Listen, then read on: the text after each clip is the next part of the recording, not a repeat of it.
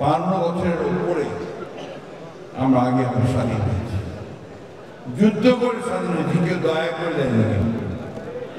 আজকে আমরা একজন সাংবাদিক ভাই, নামটা ঠিক মনে করতে রোমিও বয়স হয়েছে, মনে থাকে না সবসময়।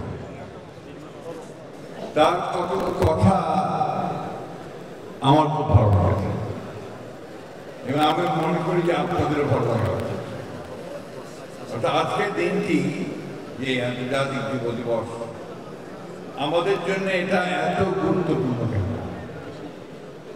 কারণ আমরা দীর্ঘ 15 বছর একটা ফ্যাসিস্টের বিরুদ্ধে লড়াই করে, সংগ্রাম করে একটা মুক্তি পেয়ে এখন একটা আমাকে জায়গায় পৌঁছেছি, যেখানে আমাদের নতুন করে জাতি পুনর্গঠন করবার একটা সুযোগ এসেছে।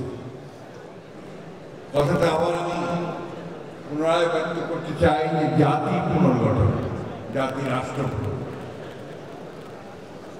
এবং সেই পুনর্গঠন কোনো কিছু তৈরি করা, কোনো কিছুই কিন্তু সম্ভব হয় না আমার যদি জ্ঞান না থাকে।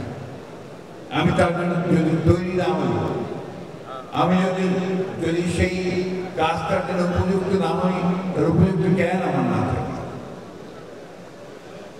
ইটস এ সায়েন্স, একটা বিজ্ঞান, এবং এটা আপনারা সবাই জানেন, আমরা জানি যে বিজ্ঞান অতি দ্রুত সামনের দিকে এগিয়ে চলেছে।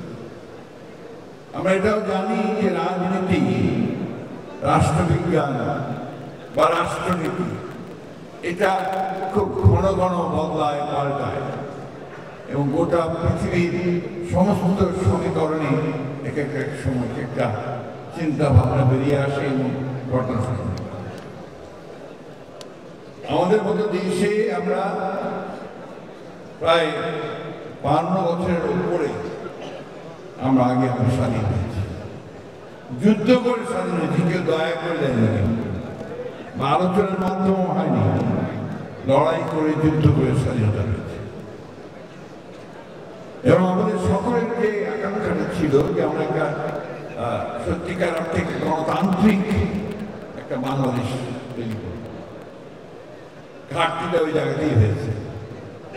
যাদের কথা ছিল গণতন্ত্র তৈরি নির্মাণ করবার, গণতান্ত্রিক রাষ্ট্র নির্মাণ করবার, আমাদেরকে গণতান্ত্রিকভাবে তৈরি করবার, সেটাই তারা করতে ব্যর্থ হয়েছে। সেটা শুধু ব্যর্থ হয়নি, তারা উল্টোটা করেছে, একটা একদলীয় শাসন ব্যবস্থায় চাপিয়ে দিয়েছে। অর্থাৎ শুরুতেই গণতন্ত্র,